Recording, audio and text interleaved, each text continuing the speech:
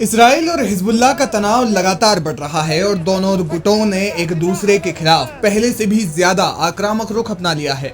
जिस तरह से इसराइल युद्ध के मकड़जाल में फंसता नजर आ रहा है, उससे इसराइल के साथी दोस्त भी अब बेहद चिंतित नजर आ रहे हैं और इसलिए अमेरिका ने मिडिल ईस्ट में तत्काल 21 दिनों के युद्ध विराम का आह्वान किया है। अमेरिका बार बार इसराइल को समझा रहा है। उसने लेबनान के साथ इसराइल के युद्ध को अस्वीकार्य बताया है। अमेरिका के राष्ट्रपति जो बाइडेन ने मिडिल ईस्ट में पूर्ण युद्ध होने की आशंका जताते हुए चेतावनी दी है और लेबनान और इसराइल के बीच के तनाव को खत्म करने या कम करने के लिए 21 दिवसीय युद्ध विराम समझौते पर बातचीत की कार्रवाई की है। हालांकि बावजूद इसके इसराइल के सेना प्रमुख ने लेबनान में जमीनी हमलों के लिए तैयार रहने को कहा है। यानी माना जा रहा है कि इसराइल इस युद्ध को तेज करने के मूड में भी हो सकता है। इसराइली सेना प्रमुख लेफ्टिनेंट जनरल हर्जी हलेवी ने कहा, आप ऊपर से जेट विमानों की आवाज सुन सकते हैं। हम पूरे दिन हमला कर रहे हैं। यह आपके प्रवेश के लिए जमीन तैयार करने और हिजबुल्लाह को कमजोर करने के लिए है। इस बयान से साफ समझा जा सकता है कि दोनों देशों में तनाव अपने चरम पर पहुंचने की स्थिति में है और युद्ध विराम की संभावनाओं पर ही विराम लगने की आशंकाएं जताई जा रही है।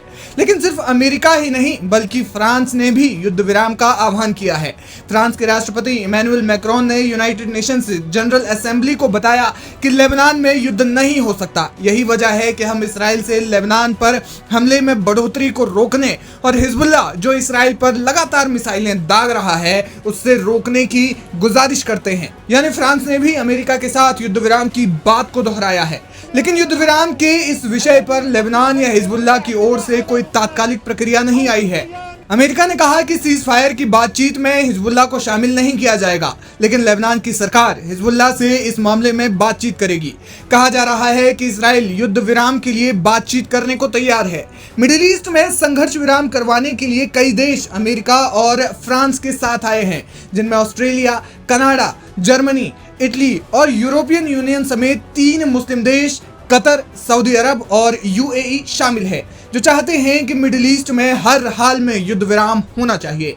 हालांकि अमेरिकी राष्ट्रपति जो बाइडेन के एबीसी को दिए हालिया इंटरव्यू में उन्होंने बड़ी जंग होने के आसार जताए हैं और कहा कि मुझे अब भी लगता है कि समझौता हो सकता है। आपको बता दें कि लेबनान और इसराइल के हालिया तनाव में अब तक 600 से अधिक लोगों की मौत हो चुकी है।